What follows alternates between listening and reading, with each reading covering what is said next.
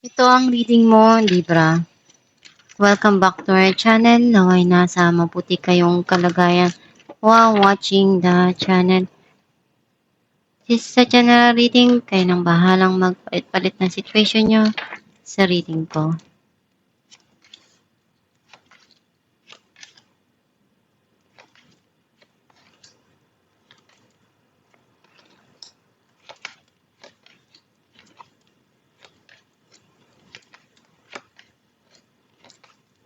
At the bottom of the deck, Five of Pentacles. I feel like yung nasa-sense ko na energy mo dito, andun yung sadness na nararamdaman mo right now. Some of you pwedeng nabibitin sa panggastos or someone left you out in the cold, yung iniwan ka na hindi mo lang nagsabi kung bakit. Ang mensahe ng card mo, nakikita ko na may mga bagay na gumugulo ngayon sa isipan mo, sa sarili mo. Tinatry mong i-remove yung sarili mo doon. And ando naman yung mga paraan na kaya mo naman na may alis yung sarili mo as long na gawin mo lang yung tama. At alamin mo sa sarili mo, sa puso mo, kung ano talaga yung mga bagay na gusto mong mangyari para sa kinabukasan mo. At unti-unti mong maiaalis yung sarili mo dyan sa mga bagay na gumugulo ngayon sa iyong isipan. Nakikita ko yung mga panghihinayang mo.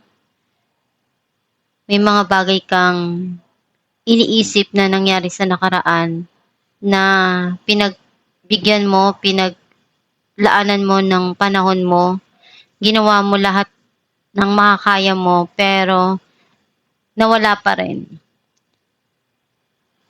And may mga dumarating na bago sa buhay mo. Hindi mo na yun napapansin kasi yung attention mo andun pa rin sa mga bagay na iniisip mo sa nakaraan. Yung mga hindi mo mapakawalan na memories. Itong tao na to, gagawin niya lahat ng makakaya niya para makuha yung attention mo. Either pwedeng ikaw din to na may mga pangarap ka na gusto mong maabot at kahit anong mangyari, aabutin mo, tutuparin mo yon. Nakikita ko na andun yung lahat ay gagawin mo.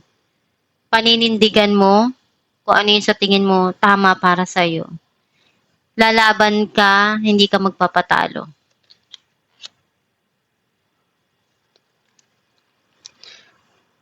You try to balance yung mga nangyayari ngayon sa buhay mo, yung mga dumarating. Some of you, naguguluhan ka pa right now. Hindi ka pa handa magdesisyon. Marami kang natutunan sa mga nangyari sa buhay mo, sa past, at malaking naging ambag nun.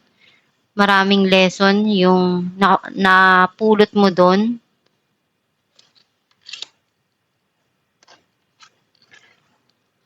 Itong tao na to gusto niyang kausapin ka, magpaliwanag sa'yo. Some of you may mga clarity na dumarating sa isipan mo dun sa mga nangyari sa buhay mo sa nakaraan. Gusto mo yung tumutulong ka, yung nagbibigay ka, kasi para sa'yo magaan sa pakiramdam yun. Some of you may darating na blessing na pinaghirapan mo naman. Clarify natin ang 8 of Swords. 7 of Cups and King of Cups. This person, hindi pa rin makawala dun sa mga nangyari. Either itong tao na to galing sa past mo. Hindi kanya makalimutan. Gumugulo ka pa rin sa isipan niya. Ikaw yung nakikita niya na isa sa mga option niya or best option niya. Some of you, pwedeng ikaw to na may mga bagay na hindi mo mapagdesisyonan ngayon kasi hindi ka pa talaga ready to face yung mga dumarating sa'yo kasi may mga bagay pang gumugulo ngayon sa isipan mo. Clarify natin ang King of Wands. King of Wands and Strength. Andun yung nagkakalakas na siya ng loob. Gagawin niya lahat ng way, ng paraan, para makuha yung attention mo. Very passionate tong tao na to. Very fiery. Pwedeng ikaw din to na ngayon, alam mo na yung paraan na gusto mo. Hindi ka hihinto hanggat di mo nakukuha kung ano yung goal mo. Clarify natin ang Two of Pentacles. Ten of Pentacles and Two of Pentacles. Nakita ko na may parating dito na abundance towards you. You need to try to balance yung mga dumarating ngayon sa buhay mo. Some of you, pwedeng nahihirapan kang balansehin at magdesisyon sa mga dumarating ngayon sa buhay mo kasi hindi mo inaasahan. May mga bagay dito na haharapin mo at kailangan mong alamin sa sarili mo kung ready ka na ba sa dumarating ngayon na challenge sa buhay mo. Clarify natin ang Knight of Swords.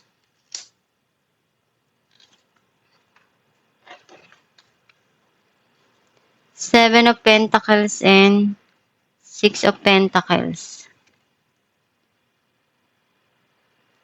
Nakikita ko na itong tao na to gusto niya uling mag-invest. Gawin lahat ng makakaya niya para ipakita sa'yo at sabihin sa'yo kung ano yung kanyang nasa isipan. Nakikita ko na may marireceive ka dito. Some of you, nakikita ko dito na may mga bagay ka ditong hinahanap na pang habang buhay yung long term. Long term na financial stability or relationship. Clarify natin ng Five of Cups. Queen of Swords and Eight of Swords.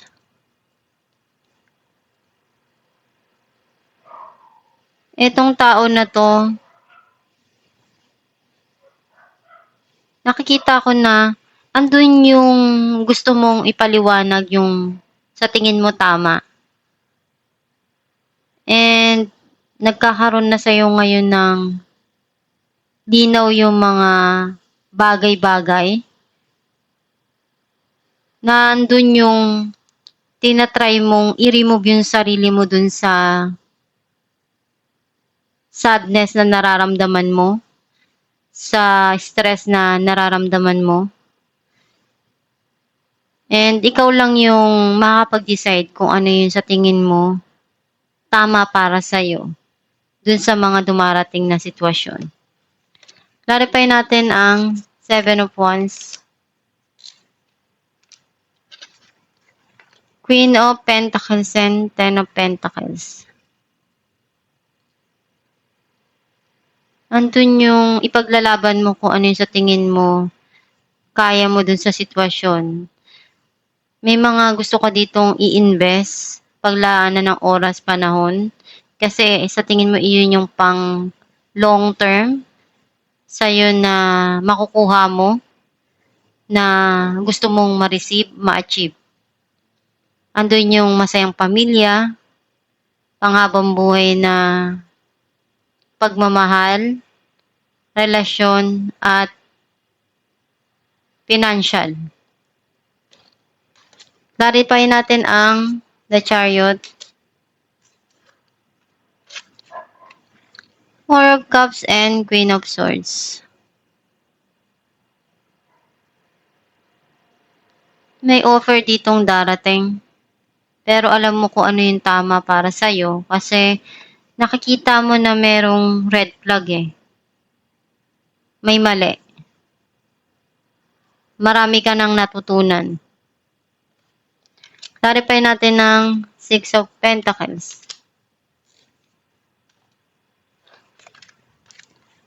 The High Priestess and Queen of Pentacles. Yung intuition mo mas lumalakas day by day. And nagiging okay ka na. Alam mo na rin kung kanino mo ilalaan yung panahon mo, yung oras mo. Kung sino yung tutulungan mo, alam mo na rin. And nakikita ko na mas makajos ka na ngayon. Pinapakinggan mo na rin kung ano yung sa tingin mo binibigay sa'yo na mga ideas. Alamin natin kung anong mensahe ng iyong gabay.